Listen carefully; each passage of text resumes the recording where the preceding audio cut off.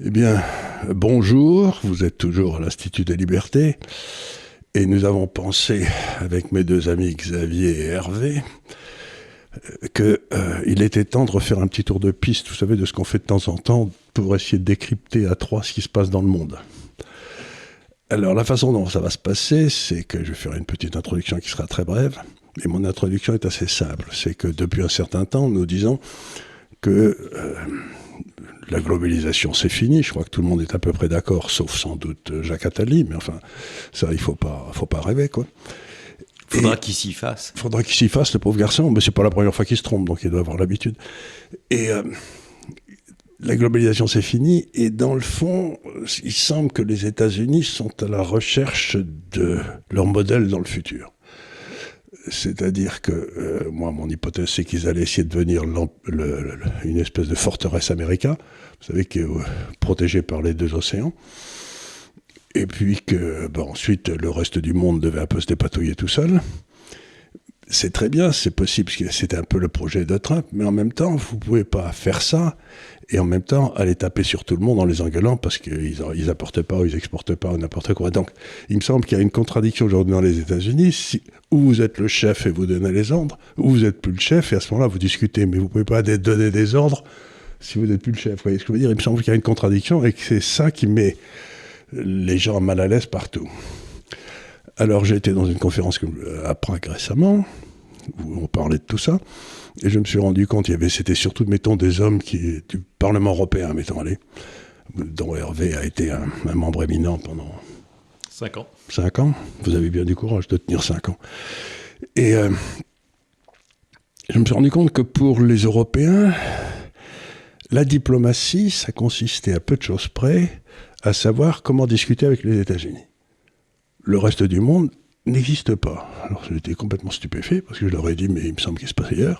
Donc je vous demanderais peut-être de nous expliquer pourquoi il y a ce tropisme européen qui semble penser qu'il n'y a que les États-Unis qui comptent, ce qui est stupéfiant. Et puis, comme je pense que le reste du monde... et que notre ami Xavier, ici à gauche, Xavier Roffer, que vous connaissez tous aussi, lui, il s'occupe de l'ouverture des grands corridors, etc., dont on a beaucoup parlé aussi. Vous nous expliquerez pourquoi il faudrait peut-être parler d'autre chose que des États-Unis, vous voyez ce que je veux dire? Et puis moi, j'arbitrerai entre les deux, et de temps en temps, je donnerai mon avis.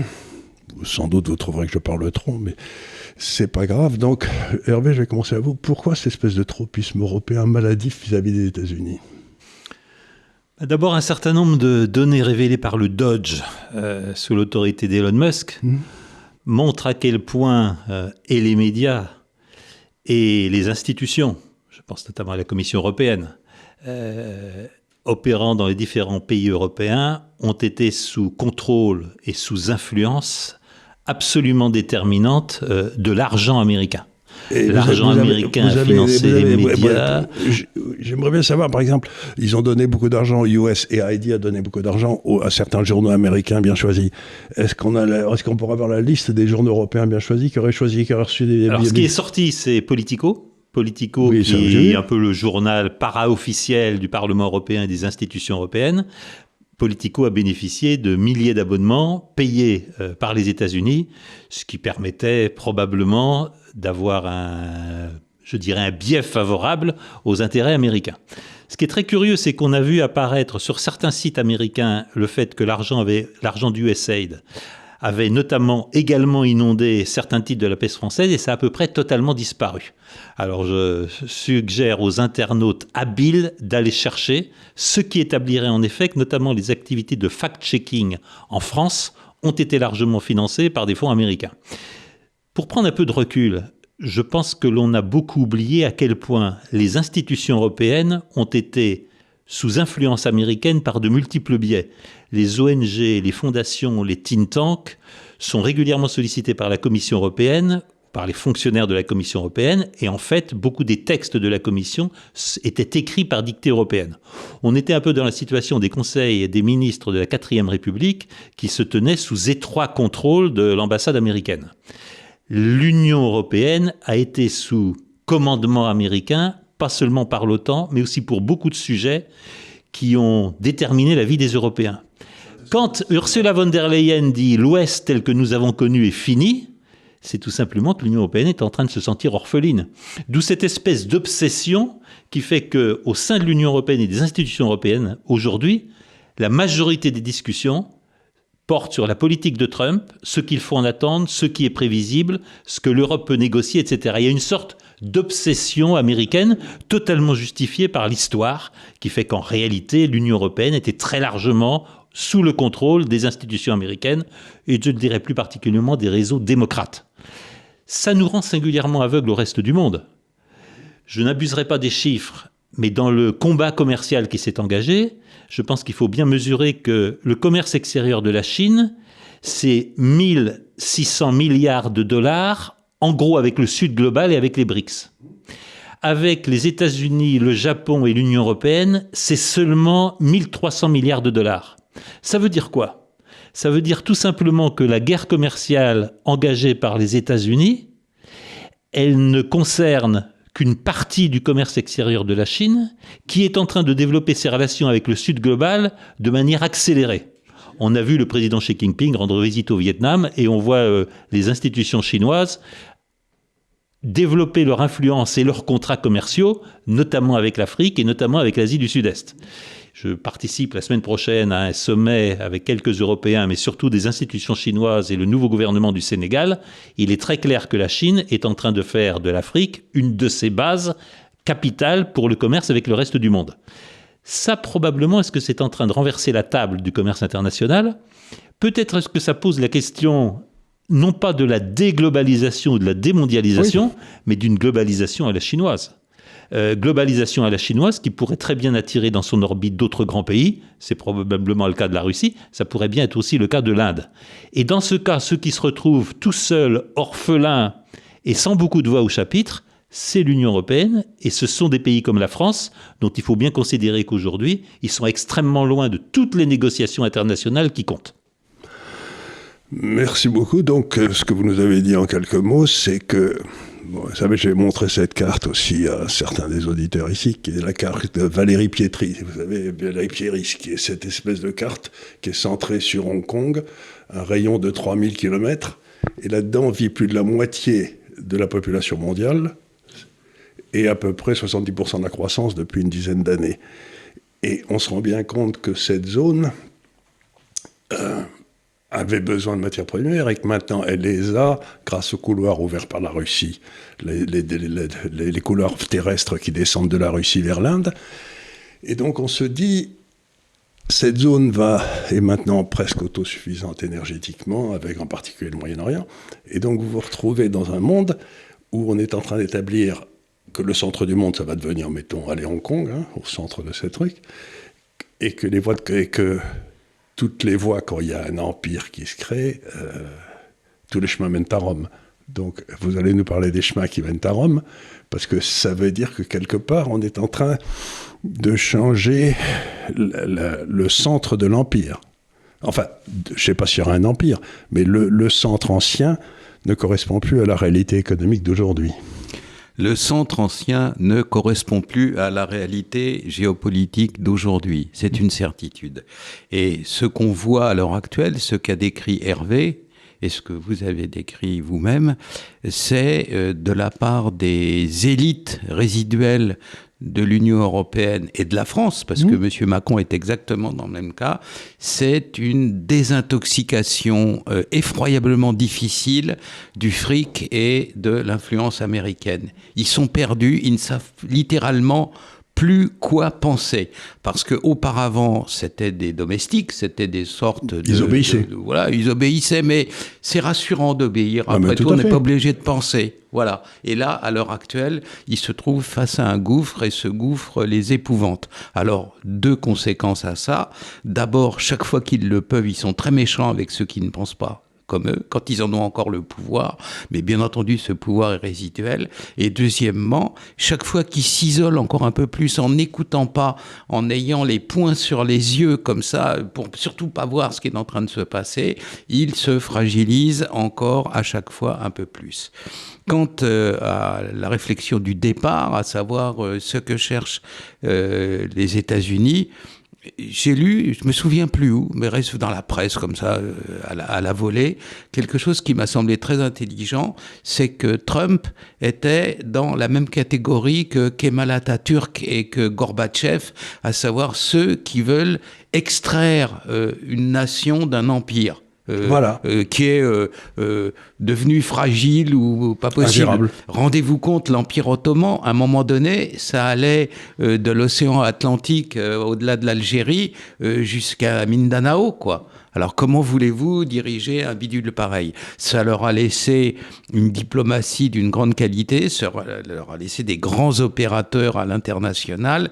Il y a qu'à voir comment la reconstitution de l'Empire ottoman au Moyen-Orient s'est faite sans coup férir entre novembre 2024 et février 2025, de façon extraordinaire. On pourra y revenir aussi, parce que ça a naturellement des conséquences en matière de guérilla, de guerre civile, de trafic en tout genre, etc. Mais ça s'est fait de manière, disons, assez optimale et efficace. Et il fallait que ça se fasse vite, parce que une partie de la force de Donald Trump, c'est son imprévisibilité. Oui, on ne sait jamais quel coup il va vous préparer. Et donc, c'est sans doute ça qui le sauve. Voilà, c'est que là, c'est vraiment imprévisible. Et donc, vous avez à l'époque Erdogan qui a réussi à convaincre un certain nombre de gens autour de lui en disant vite, il faut qu'on mette tout ça en ordre avant qu'il arrive, parce que une fois qu'il sera là, donc il fallait que tout ça soit terminé avant le 21 janvier, et ça s'est passé absolument admirablement. Netanyahou a eu ce qu'il voulait, à savoir le plateau du Golan entier, et maintenant les blindés israéliens sont à 20 km de Damas quand même. Donc il a eu ce qu'il voulait, c'est-à-dire de pouvoir regarder son pays dans les yeux en disant on peut plus vous bombarder depuis le nord, là voilà, il a récupéré un espace vital, un espace de respiration. Les Russes, contrairement à ce que nous disaient tous les petits caniches de l'OTAN, ont conservé leur base et en ont simplement retiré l'armement lourd, parce que il y avait plus la guerre, c'est fini, qu'est-ce que vous voulez garder? Donc ils ont transféré ça en Afrique, où ils ont un terrain de jeu, en Libye et au Soudan beaucoup plus vaste et beaucoup plus, à mon avis, prometteur pour l'avenir. Erdogan a récupéré tout l'Empire ottoman utile, c'est-à-dire ce qui va de la frontière turque jusqu'à Damas, et a installé au pouvoir Serki. À savoir que je connais des gens en Turquie, je leur parle, ils ont dit ils sont merveilleux, le Joulani, la Al-Shara et consorts, ils parlent le turc aussi bien que l'arabe, on les a formés pendant 10 ans dans nos meilleures universités, et tout ça nous appartient. Donc il y a une reconfiguration du monde, et la reconfiguration du monde, sa caractéristique essentielle, c'est que chez nous, les dirigeants chez nous, la France, l'Union européenne, n'en voient rien, et ils sont pathétiquement dans le dolorisme de c'était mieux avant, ou alors qu'est-ce qu'on va pouvoir faire maintenant, et naturellement ça ne les aide pas à concevoir les choses. J'ajouterais, parce qu'on n'a pas souvent de bonnes nouvelles, surtout les gens qui font de la géopolitique et de la criminologie, que entre l'Iran et les États-Unis, les risques d'une déflagration ont considérablement diminué depuis quelques jours. J'entends dire, et ici j'aurais un peu de mal à citer mes sources, mais elles sont extrêmement réelles et concrètes, que quand l'émissaire du président Trump a rencontré Poutine, et ça s'est fait dans la plus extrême des rapidités, parce qu'il fallait débrancher un risque, donc à Saint-Pétersbourg, parce que Saint-Pétersbourg, au lieu de faire la réunion à Moscou, ça fait gagner 6 heures de vol aller-retour. Pour une situation un peu délicate, ça vaut la peine de gagner du temps. Et c'était justement ça, c'était désamorcer une possible crise iranienne. Et les choses en sont à ce point. Vous savez que les Américains, nos amis américains, sont des gens concrets et matériels, donc il faut des chiffres, il faut des nombres, il faut des choses palpables et calculables. C'est pas la peine d'essayer de faire de la métaphysique avec eux. Et ce qui se passe, c'est qu'il y aurait, pour essayer d'apaiser le problème du nucléaire iranien, qui en réalité est à l'origine de tous les tracas, des constructions communes sur le sol iranien, russo-américaines. Alors c'est hallucinant, quoi. Souvenez-vous d'il y a encore même pas un an, quoi. Donc voilà, à l'heure actuelle, beaucoup de choses sont en train de changer. Un monde nouveau apparaît. De mon point de vue, c'est un un désaccord kilométrique, c'est pas un désaccord, théorique. Hein. Le nouveau centre du monde pour la décennie à venir, c'est pas Hong Kong, c'est Mascate, c'est le sultanat d'Oman. Parce que c'est là où se fait la diplomatie discrète, c'est là où les Américains discutent avec les Iraniens, etc. C'est là que ça se passe. Et donc, voilà où on en est. Et caractéristique commune, nous avons une Assemblée nationale en France qui s'intéresse pas vraiment à tout ça. Quand on essaye de leur en parler, oui, mais qu'est-ce que va faire Darmanin ou machin la semaine prochaine? Et les retraites. Et voilà. Les retraites, c'est très important. S'il y a un accord entre l'Iran et les États-Unis, ça explique peut-être la baisse des prix du pétrole que nous avons eue alors sur là. Voilà. C'est pas impossible, je veux dire, parce que quand vous voyez les capacités gazières de l'Iran en particulier, puisque à côté du Qatar, là, il y a... c'est les mêmes champs. C'est les mêmes champs, sauf gaziers. Ils font des trous comme ça, mais... donc, ce que vous venez de dire est intéressant. Donc, je reviens... C'est qu'on a donc des gens qui, comme vous l'avez fort bien dit, se disent « c'était mieux avant ». Vous avez dit aussi quelque chose qui me semble évident, c'est que on nous a présenté aux élections en Europe, depuis un grand moment, des valets qui avaient pris l'habitude d'obéir. Et aujourd'hui, je crois que le temps de l'obéissance pour nos dirigeants est un peu passé. Je crois que ces gens qui obéissent, par définition, sont pas très bons quand on leur dit de devenir des chefs. D'autant plus que papa veut plus jouer son rôle de papa, donc il dit vous êtes largué tout seul, et les petits poussets cherchent désespérément des petits cailloux. C'est ça, c'est exactement ça. Je l'ai dit d'une autre manière, je pense que beaucoup au sein du Parlement européen ou des institutions européennes, surtout, se sentent un peu orphelins. Ils se sentent notamment orphelins parce qu'une des sources essentielles de financement de tout ce qui est parapolitique dans les pays européens, à savoir USAID, à savoir nombre de fondations, de think tanks, et de ces fameuses organisations non gouvernementales totalement contrôlées par le gouvernement américain, les sources de financement sont en train de se tarir. Et nous n'avons encore rien vu. Et les GAFAM. Et les GAFAM. Nous n'avons encore rien vu sur les conséquences de la fermeture de USAID et de la cessation de financement de nombre d'institutions américaines. Vous voulez dire qu'ils ne vont plus avoir accès, ils vont devoir vivre avec simplement leur traitement de fonctionnaires européens? Il y avait des sources de financement qui ont disparu. Et c'est vrai aussi pour énormément de soi-disant groupes non gouvernementaux, associations, voire médias divers dans l'Union européenne. Ça va être très amusant de voir les conséquences de l'arrêt des financements européens dans les semaines à venir. Je voulais revenir sur ce qui a été dit. Démondialisation, je ne sais pas, mais les États-Unis, très clairement, ne seront plus l'empire du monde. Je pense qu'il reste un empire continental, parce que la volonté de Donald Trump, avec ses propositions un peu surréalistes, que le Canada devienne le 51e État des États-Unis, de prendre le Groenland, de réasseoir le contrôle sur l'Amérique du Sud. Et le canal de Panama. Le canal de Panama, et puis virer les Chinois qui ont acquis un certain nombre de positions dans les ports, notamment au Pérou, c'est un empire continental. Mais c'est un empire continental qui peut-être laisse le reste du monde à son destin. L'Union européenne se trouve, je le répète, bien orpheline. Je voudrais souligner ce qu'a dit Xavier Hofer au sujet d'Oman et de Mascate. Il se trouve que j'ai eu l'occasion d'être invité par le gouvernement indien à participer au forum de l'océan Indien, qui s'est tenu à Mascate cette année. Très faible participation française, ça a été l'occasion pour moi d'éprouver douloureusement le fait que, contrairement à ce qui était le cas il y a 20 ans, quand on se retrouve dans des manifestations internationales, niveau ministre des Affaires étrangères du Vietnam, de l'Inde, M. Jay Shankar, de nombre de pays de l'océan Indien, les Turcs, vous l'avez dit, Xavier Hofer, les Iraniens, les Vietnamiens, ils sont évidemment plus écoutés que les Français.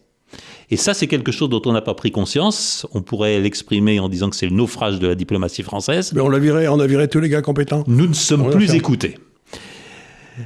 Je souscris totalement à ce que vous avez dit. Mascate, je pense que beaucoup de nos auditeurs ne savent pas trop bien citer ça sur une carte, c'est devenu une des plaques tournantes du monde. Bien sûr. Il va falloir s'habituer à ce que la plaque tournante du monde, contrairement à ce que croient à peu près tous mes anciens collègues, c'est pas Strasbourg ou Bruxelles. C'est pas là que le monde se passe. Ça me paraît important d'en prendre conscience, et probablement, je ne sais si c'est Hong Kong, Singapour ou si c'est Oman, mais probablement que le centre de gravité du monde est en train de se déplacer. Ça veut dire que nous nous retrouvons à la périphérie. Au bord de l'océan Indien. Alors que je pense que dans la conscience, y compris des jeunes Européens, ils sont toujours le centre du monde. Mais c'est fini, ça. Et je pense que le décalage mental et ses conséquences géopolitiques et évidemment économiques vont devenir extrêmement importantes.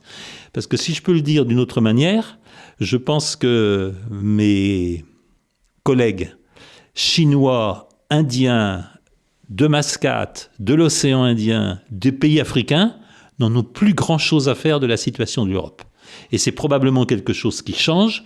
Le moment où un expert européen était accueilli, la parole et la vérité sort de la bouche d'un Français, sort de la bouche d'un élu européen, ça c'est totalement fini. Et je pense que là, il y a un changement du monde qui est absolument fondamental. Je vais achever par un dernier point. Ce qui me sidère dans l'état actuel des institutions européennes, c'est l'amnésie totale. Je vous en ai deux exemples. Quand l'opération spéciale russe s'est déclenchée, toute la diplomatie européenne et aussi les diplomates français, intangibilité des frontières. Personne ne peut toucher aux frontières. Ils n'avaient pas trop dit la même chose lors des opérations américaines contre l'Irak, contre la Libye, etc. Mais enfin aujourd'hui, et ce que vous avez précisé Xavier Hofer, ce que vous indiquez Charles Gave, la Turquie est en train de toucher aux frontières, évidemment qu'Israël est en train de toucher aux frontières, les frontières sont en train d'exploser. Et on voit bien avec ce qui se passe au Soudan, on voit bien avec peut-être ce qui va se passer demain au Tchad, que les frontières en Afrique aussi sont en train d'exploser. Il faudrait quand même que l'Union européenne sorte de son état de léthargie et son état d'amnésie pour se rendre compte que non, l'intangibilité des frontières n'est plus un principe aujourd'hui en vigueur et que ça va avoir des conséquences considérables, y compris au sein probablement de l'Union européenne. Le deuxième état d'amnésie, et c'est un sujet ô combien actuel, on parle d'armée européenne, on parle de réarmement. J'étais dans la sous-commission défense et sécurité au Parlement européen dans les années 2020-2021. Il faut savoir que dans cette sous-commission, les propositions émanant des Verts avec le soutien des socialistes, c'était d'interdire aux banques comme aux sociétés d'assurance européennes, le moindre financement destiné aux industries de l'armement. Dans un état d'amnésie totale, ce sont les mêmes aujourd'hui qui sautent sur leur chaise comme un cabri, merci au général de Gaulle, en disant « réarmons, réarmons, réarmons ». Il y a un principe qui s'impose dans toutes les armées du monde, c'est le retour d'expérience. J'aimerais bien quelquefois que les institutions européennes fassent des retours d'expérience. Qu'est-ce qui a marché, qu'est-ce qui n'a pas marché ? Sur quoi on a été bon, sur quoi on a été mauvais. C'est un exercice totalement interdit. Mais je pense que dans les temps qui viennent, s'il y a une chose qui peut sauver l'Union européenne, c'est bien ces retours d'expérience. Et en considérant qu'il y a des sujets sur lesquels on s'est complètement planté, le programme énergétique allemand dicté par les Verts, Energiewende, qui est une catastrophe pour toute l'Europe, ce sujet de ne plus financer les industries d'armement qui continuent à rester un handicap, parce que quand on a pris des décisions, des orientations telles, ça continue à peser, à un moment où évidemment qu'il faut reconstruire l'industrie européenne de défense et essentiellement l'industrie de défense française, qui devrait être le pivot de la défense européenne. Sur tout ça, je trouve qu'il serait très urgent que les institutions européennes fassent un retour d'expérience, avouent qu'elles se sont complètement trompées, qu'elles n'ont rien vu, et en tirent peut-être quelques leçons pour l'avenir. Alors elles n'en sont pas capables, ça n'arrivera pas. Ça n'arrivera pas. J'ai eu plusieurs de mes étudiants qui ont embrassé des fonctions parfois à un certain niveau d'importance dans les structures de l'Union européenne. Ce qu'ils me racontent, c'est une bureaucratie totalement paralysée. C'est celle de l'Empire byzantin vers la fin, c'est-à-dire qu'elle ne peut que se recroqueviller dans un intégrisme toujours plus farouche et plus rigide. Et à la fin, souvenons-nous comment l'Empire byzantin a disparu, à savoir que l'armée de Mehmed II était en grande partie composée de Grecs orthodoxes et de Serbes orthodoxes qui ne supportaient plus l'intégrisme imbécile de Byzance vers la fin, avec des hérésies partout. Les malheureux Libanais qui avaient été traités d'hérétiques, les maronites, c'est ça, quoi. C'est une hérésie décrétée par l'Empire byzantin. Et ainsi de suite. Donc, à la fin, ça se termine jamais bien. Et là, je les crois au-delà du récupérable parce qu'ils écrasent hystériquement toute espèce d'entreprise visant à montrer les choses telles qu'elles sont aujourd'hui. Ou à permettre des initiatives, oui, mais aussi à permettre des initiatives qui viendraient de la base. Moi, c'était un truc important, c'est que vous êtes en train d'essayer de monter ce système, si vous voulez, de localisme. Et ce que je vois, c'est qu'aujourd'hui, c'est que toute décision qui vient de la base est condamnée a priori. C'est-à-dire qu'il y a peut-être des solutions qui pourraient être trouvées à des tas de problèmes si ils étaient traités localement. Par exemple, il n'y a pas de raison qu'il y ait une politique européenne pour tout. On pourrait imaginer de recréer une espèce d'axe militaire qui serait l'Autriche, la Hongrie, la Pologne, la Tchécoslovaquie, etc., pour s'occuper des Turcs et des Russes. Là. Ce serait pas plus bête qu'autre chose, ils avaient l'habitude. Ça s'appelait l'Empire austro-hongrois. C'était pas plus mal qu'autre chose, ça marchait bien d'ailleurs. Et puis nous, on pourrait s'occuper de refaire les pentes un petit peu et d'avoir des marines grecques, italiennes, françaises et espagnoles qui s'occupent, je sais pas, de la marine turque, allez, et d'empêcher les émigrés d'arriver. Donc on pourrait faire des choses comme ça, qui seraient des alliances de nations. On n'a pas besoin de demander la permission à Madame van der Leyen de s'occuper des immigrants qui passent en bateau chez nous. La marine française pourrait s'en occuper. Donc ce qui m'étonne beaucoup dans tout ça, c'est ce refus de reprendre en compte les connaissances, les capacités, les besoins des différentes régions, c'est-à-dire que c'est le lit Procus. Tout le monde doit avoir la même taille, tout le monde doit être pareil. Et c'est quoi ça? C'est complètement stérilisant. Alors là, il faut revenir à Karl Marx. Oui. Karl Marx a écrit des choses importantes sur la notion d'infrastructure et de superstructure. Bien sûr. À son époque, c'est un traité d'économie critique de l'économie politique, ça doit dater de 1859 ou 1860. Il disait que l'infrastructure détermine la superstructure. Ce qui arrive à l'Union européenne à l'heure actuelle, c'est que la superstructure idéologique de l'Union européenne écrase tout et tue même, elle piétine ses propres œufs. Oui. Elle est incapable de se servir de ce qu'elle a pondu elle-même.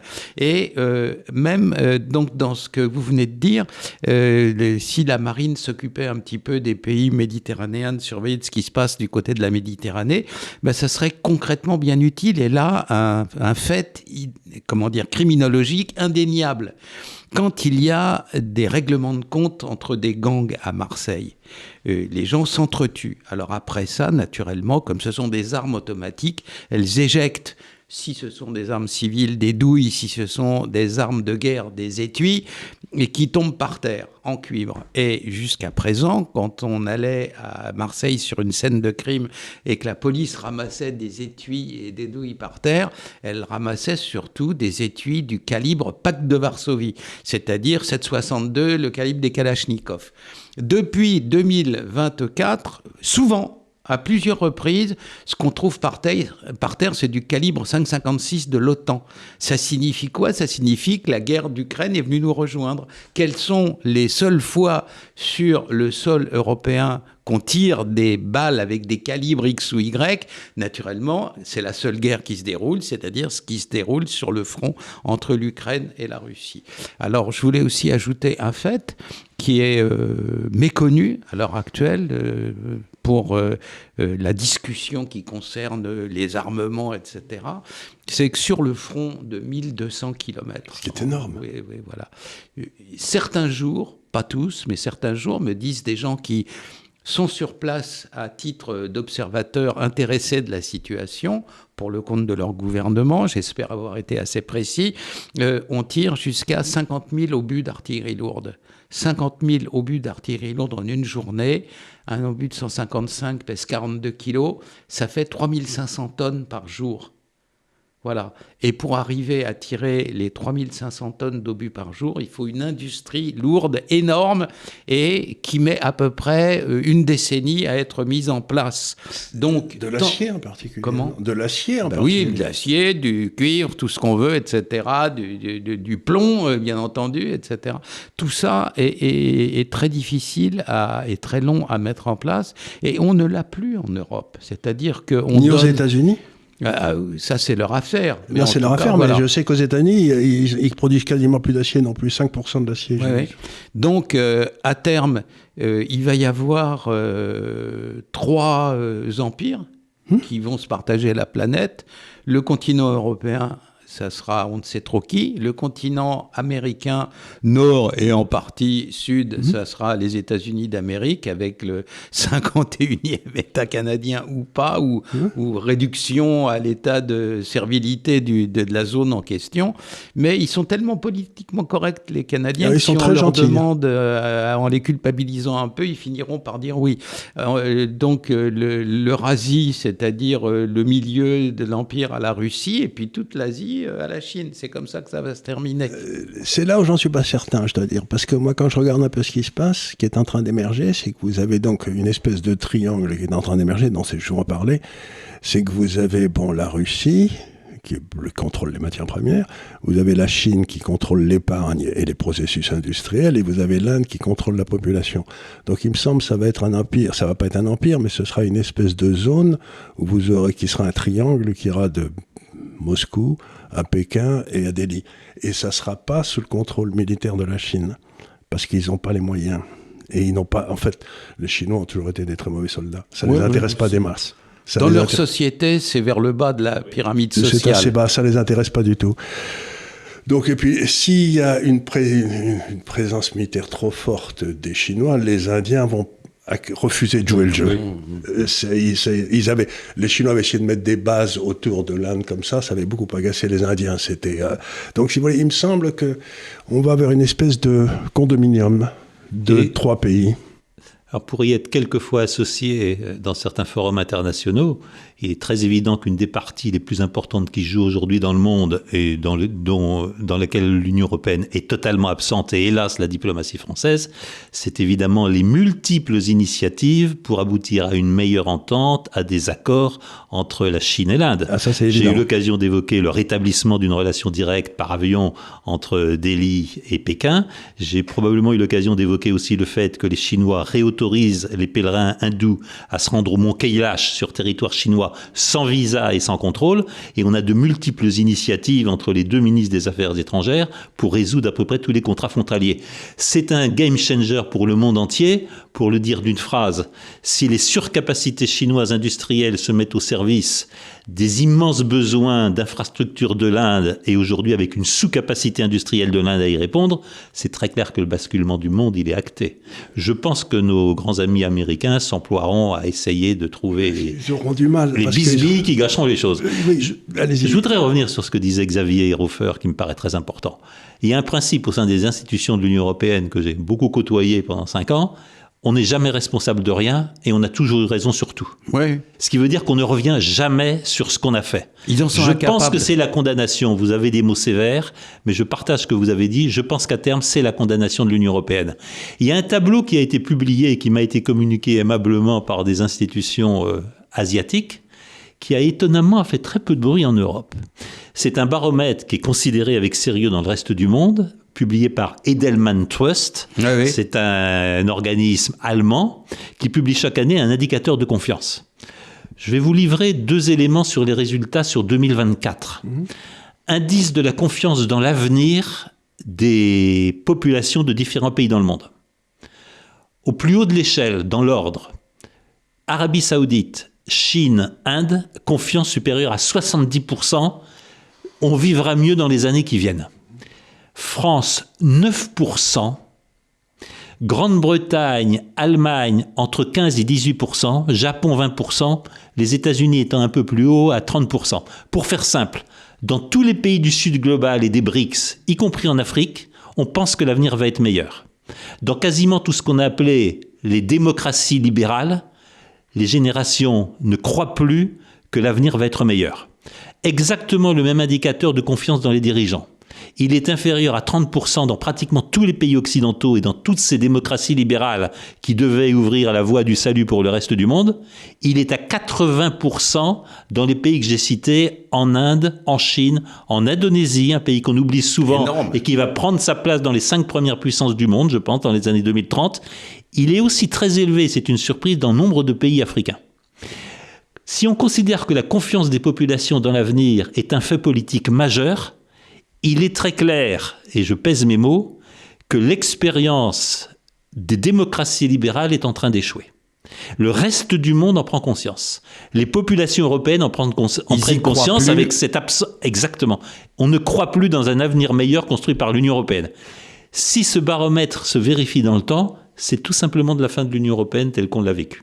Ben oui, c'est tout à fait. Je voulais ajouter quelque chose, deux choses. La première, en tant que membre à part entière du fan club de l'Inde, peut-être que tous les auditeurs, gens qui vont suivre cette émission, n'ont pas idée de ce que c'est que le mont Kailash. Le mont Kailash, c'est le mont Olympe pour la divinité des Indiens. C'est-à-dire tous les dieux auxquels les hindous croient ont leur siège, leur lieu, leur implantation divine sur le mont Kailash. Et donc l'accès au mont Kailash pour 800 millions d'hindouistes en Inde, ça a une importance immense. Voilà, donc ça c'est le premier point. Vishnu et Shiva habitent sur le mont Kailash. Voilà. Et le deuxième point, c'est l'Afrique.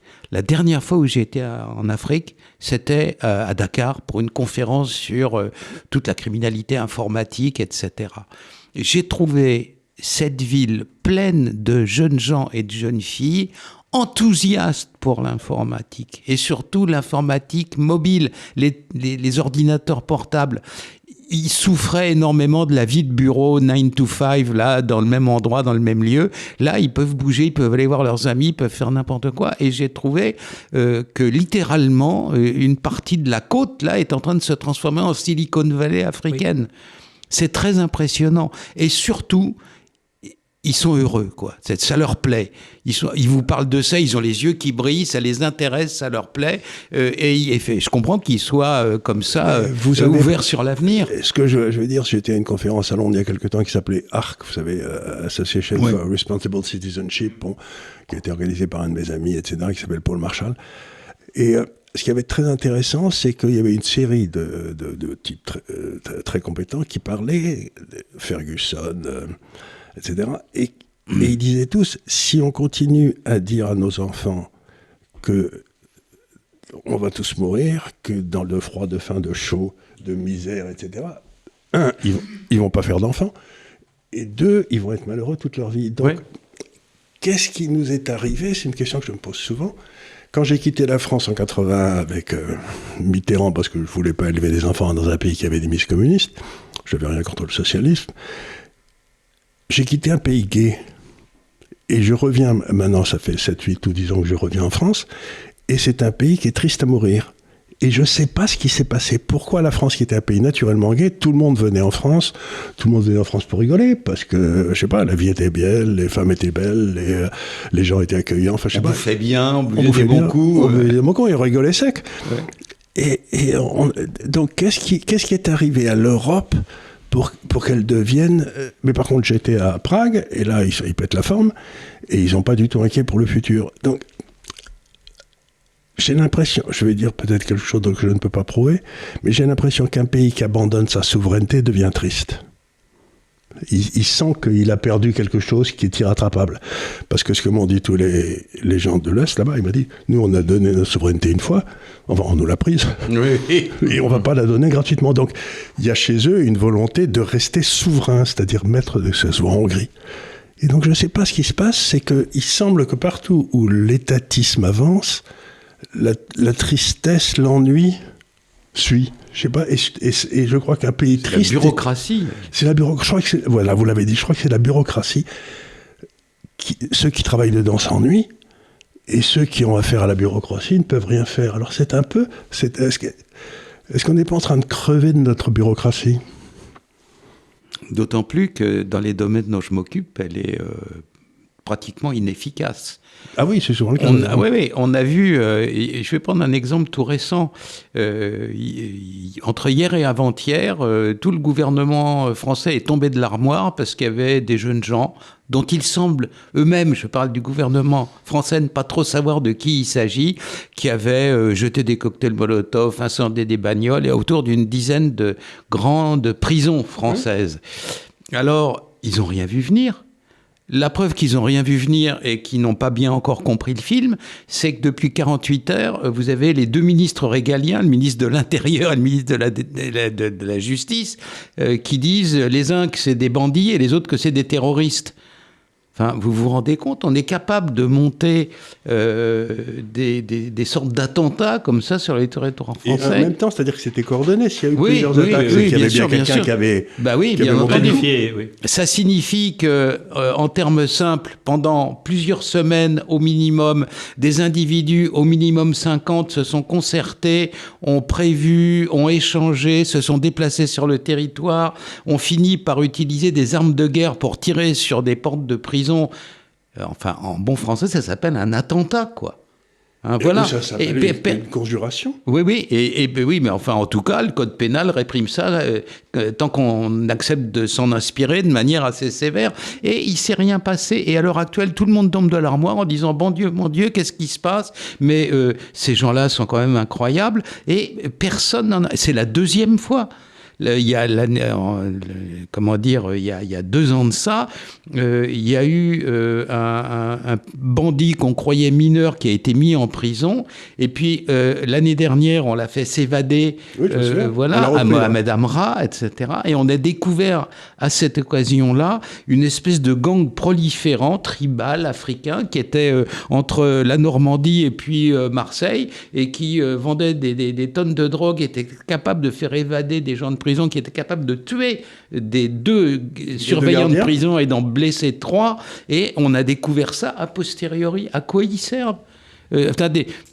Au XIXe siècle, un noble publiciste de l'époque a inventé en 3 mots quelle était la seule fonction de l'État. Gouverner, c'est prévoir. Oui. À partir du moment où les gens découvrent et sont toujours surpris, pardonnez la vulgarité de l'expression, avec le pantalon sur les chevilles chaque fois qu'il se passe quelque chose, à quoi servent-ils ? Alors non seulement ils sont tristes, mais ils sont incapables en plus. Et je crois que les gens sont peut-être incapables, sont peut-être tristes parce qu'ils sont incapables, mais je crois que quelque part, quand vous parlez à tous ces gens, dans le domaine économique en particulier qui est le mien,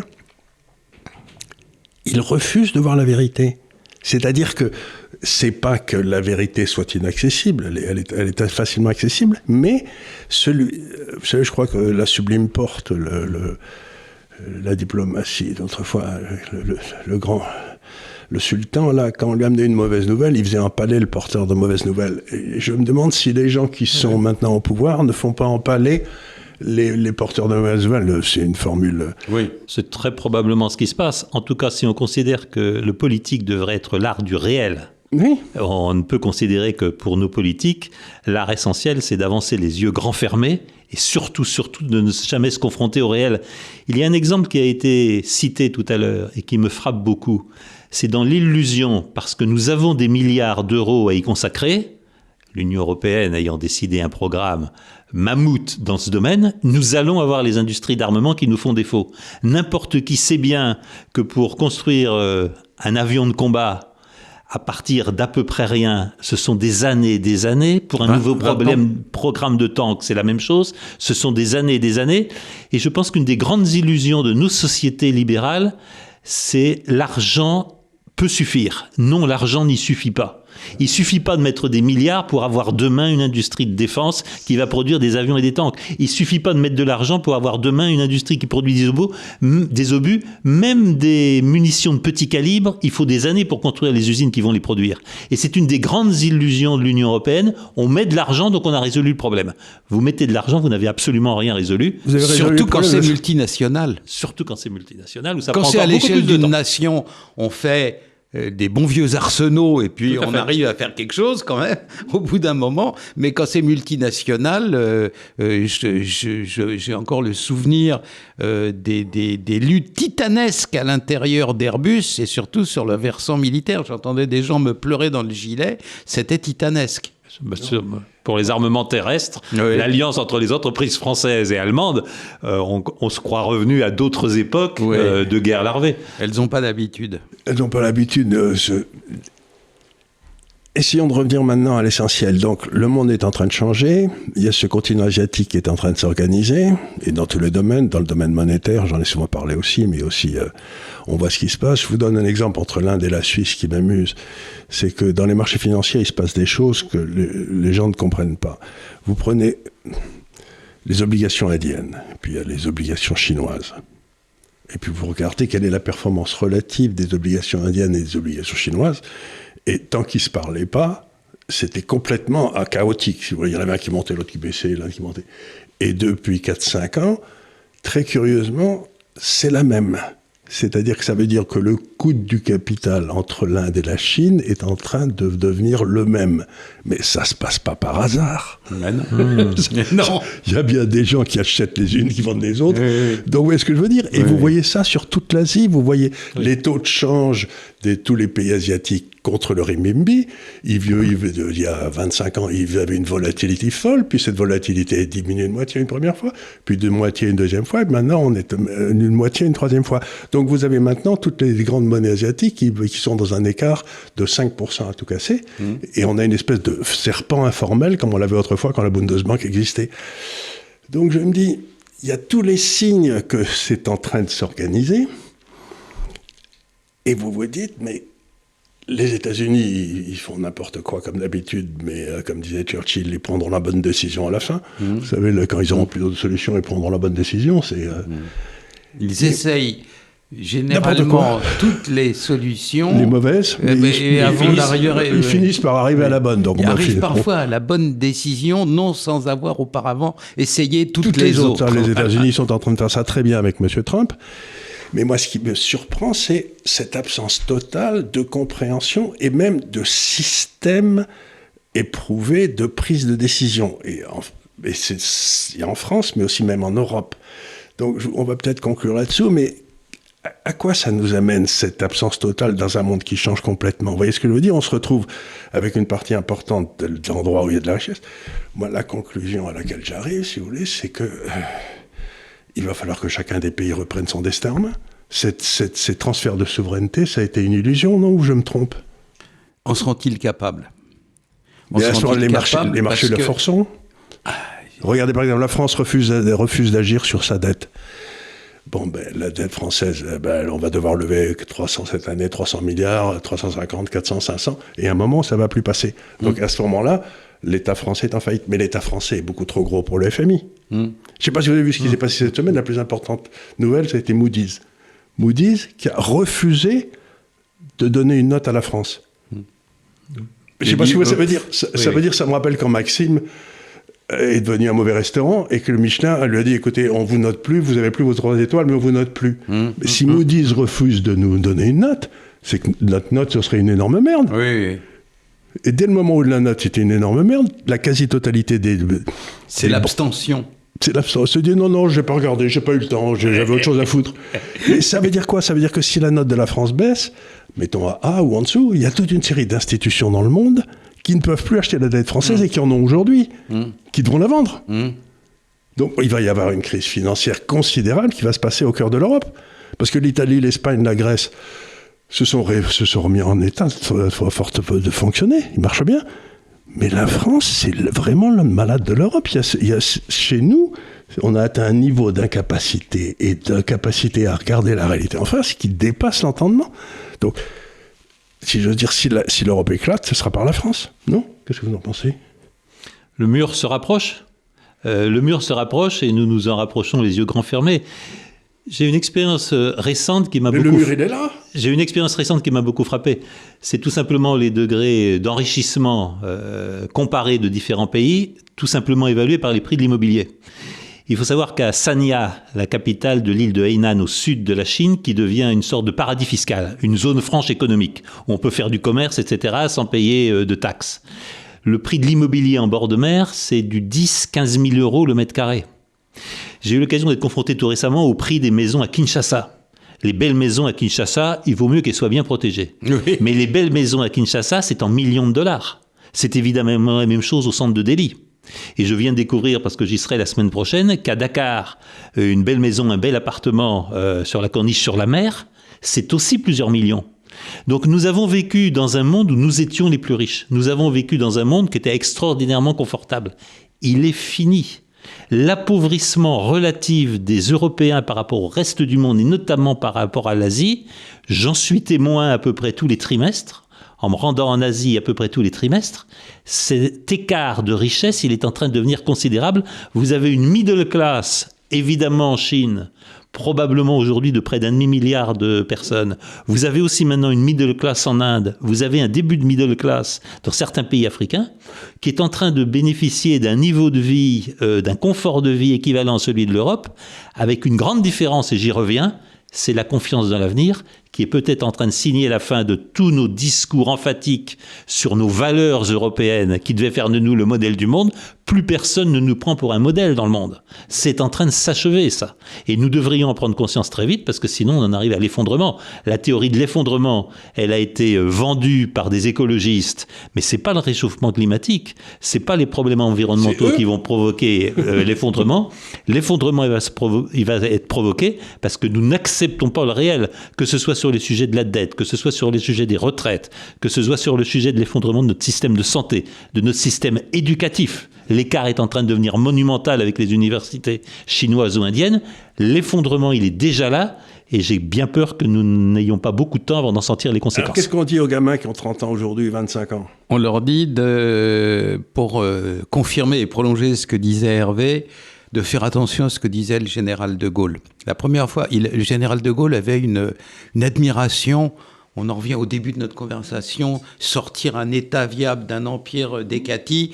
Il avait une grande admiration, le général de Gaulle, pour Kemal Atatürk. Un des premiers gestes qu'il a fait quand il est devenu président de la République à nouveau, ça a été de demander à visiter Ankara pour s'incliner sur la tombe de Kemal Atatürk. Et là, il a parlé aux dirigeants turcs de l'époque, le successeur d'Atatürk, İsmet İnönü, et il leur a dit « Vous êtes un grand peuple. Vous avez fait un travail considérable sur vous-même pour vous régénérer. Vous allez avoir une classe moyenne. Que veut une classe moyenne ? Elle veut des voitures. Et donc, si vous voulez, on va faire des voitures ensemble. » Et il a implanté quelque chose qui existe toujours, qui s'appelle Oyak Renault, qui est une des plus grosses filiales de Renault en Turquie, qui fabrique des voitures. Les classes moyennes veulent des voitures. Regardez à l'heure actuelle dans le monde qui fait de belles voitures et qui est en train de se planter lamentablement de manière catastrophique. Même, enfin, c'est la radio qui le dit, hein, j'invente rien, sur les voitures. Eh bien, les voitures asiatiques et les voitures européennes. C'est comme ça que ça se passe. Donc, ce que vous dites est très intéressant, c'est ce que j'ai remarqué, c'est que, dans le fond... Retour aux fondamentaux. Surtout, les gens, quand ils aiment bouger. Dès que leur niveau de vie, ils aiment se balader. Et l'outil de prédilection pour se balader, c'était la bagnole, finalement. On allait voir comment vivait le voisin, le village d'à côté, ou un peu plus loin, c'était très sympa. Et donc, cette espèce de... C'est un amour pour l'information... La mobilité. En bougeant. Et j'ai remarqué que la gauche et les écolos, depuis bientôt 30 ans, ils n'ont qu'une idée, c'est nous forcer à rester au même endroit. Ah oui. C'est-à-dire qu'ils haïssent le mouvement. Et ils veulent qu'on redevienne attachés à la glèbe. Ils veulent qu'on ait honte de prendre l'avion. Qu'on ait honte de prendre l'avion. Qu'on ait honte d'aller voir ce que... On est en train de piéger les Parisiens. Sortir en voiture ou rentrer en voiture dans les quartiers centraux de Paris est devenu carrément impossible. Comment impossible ? Donc ça veut dire que ce pessimisme vient du fait que, dans le fond, on a mis chez nous les gens en tôle. Ils ne peuvent plus bouger, ils n'ont plus les moyens, leurs voitures ne sont plus acceptées. Le droit de penser la même chose et pas d'autre chose. Le droit de penser... Donc, le droit d'être un électron libre, quoi. On n'est pas tous pareils. Donc, et ce qu'il y a d'extraordinaire, c'est que c'est complètement l'antithèse de toute notre civilisation, qui était la primauté de l'individu sur le collectif. Et donc, c'est une espèce de poussée, mais diabolique, parce que l'Europe a été... à l'origine de la libération de l'individu. Oui, bien sûr. Elle s'est baladée partout dans le monde. C'est nous. Oui. Et on s'intéressait aux autres, on faisait des études sur eux. Et donc, je trouve ça stupéfiant de voir que l'Europe crève, dans le fond, de renier complètement ses valeurs. Eh bien, regardez, une fois de plus, l'Empire byzantin, au début et à la fin, c'était 50 km² autour de Byzance, quoi. Alors, une conclusion ? Je vais vous dire, en tant que consultant, voilà, j'ai quand même encore la capacité d'avoir une influence sur des gens. Je les installe dans le golf à l'heure actuelle. Voilà, c'est là où est le monde de demain. C'est là que ça se passe. Échapper à Madame von der Leyen et respirer à nouveau.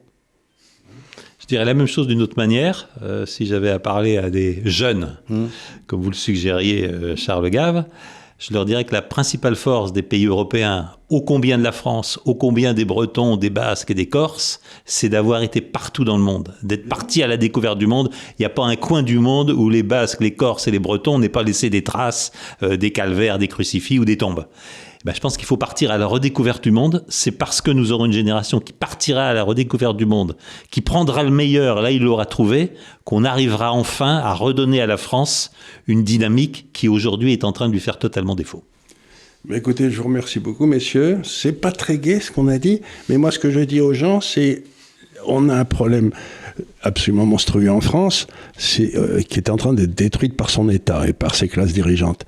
Mais je remarque que dans le monde, vous avez des très grandes sociétés françaises du style de Schneider, Air Liquide, etc. On n'a plus d'industrie, mais quand vous regardez le poids de l'industrie française dans l'indice Morgan Stanley Capital International des affaires industrielles en Europe, les affaires françaises représentent 28%, les affaires allemandes 22%. Donc on n'a plus d'industrie, mais on a des affaires industrielles considérables. Donc, la France a su garder quand même cette espèce d'immense tissu de sociétés industrielles qui sont partout et qui n'en ont rien à foutre de Trump, parce qu'elles ont déjà des usines, donc s'il devient protectionniste, ils n'en ont rien à foutre. Donc, il me semble qu'il y a des gens dans le génie français qui ont compris ce qui arrivait à la France et qui ont agi pour que vous puissiez partir et que vous trouviez dans le fond des postes d'écoute partout. Donc ce que j'essaye de dire, c'est, comme vous l'avez fort bien dit, il faut redevenir, je vais utiliser un mot qui n'est pas à la mode, conquérant. C'est-à-dire qu'il faut que vous preniez le contrôle de votre propre vie et que vous cessiez de penser que l'État est la solution. Le jour où vous comprendrez que l'État est le problème, vous aurez résolu tous vos problèmes, et à ce moment-là, vous pourrez sortir et devenir ce que vous devez être. Moi, ça me tue de voir tous ces jeunes qui viennent me voir, et dont certains me parlent de la retraite. Je me dis, ils ont 25 ans, alors je vais pas la madrer. Donc, merci d'être venus. Donc, ce qu'on essaie de dire, c'est que tout va bien dans le monde, sauf là où les élites sont complètement incompétentes. Je crois que c'est ce qu'on peut dire, non ? Ce sera le mot de la fin. Ce sera le mot de la fin. Rien à ajouter. Merci beaucoup, et merci de nous avoir suivis. Et puis, comme vous savez, on fait ça de temps en temps. On n'avait rien d'intéressant à dire aujourd'hui, donc on a parlé mais il ne se passe rien dans le monde. Donc, réinventons la conversation française, cet art merveilleux du XVIIIe siècle et des salons parisiens. Et des salons parisiens. Et où les femmes avaient un rôle important.